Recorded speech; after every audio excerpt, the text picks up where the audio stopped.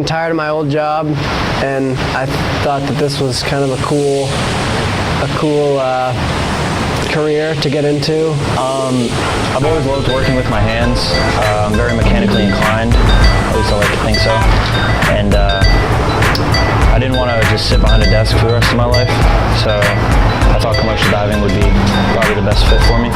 And I've welded all 4 years of high school, and so I thought what would be cooler welding topside than do it in the water. I originally tried a military career. I had medical issues, so after 2 years I was let go.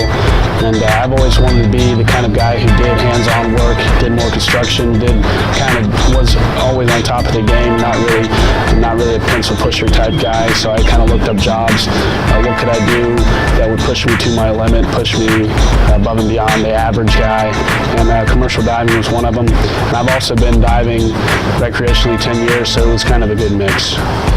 Well, I've welded my entire adult life, and this just seemed like a cool next step. I originally wanted to be an underwater welder, but now I'm focusing more on offshore oil and gas inspection, NDT, just doing whatever they need me to do. Oh my God, this question's ridiculous. This is actually a true story. Okay, so when I was a young boy, I wanted to be an astronaut more than anything in the world. I wanted to do something that was almost similar, and the only thing I could think of was deep sea diving, because you're like an astronaut, but you're in the water. But I'll try to be a commercial diver. And then I looked around at schools, and the CDA popped out at me, and down there, diving, it's the closest I can get to being up there, so why not go as deep as I can go on Earth?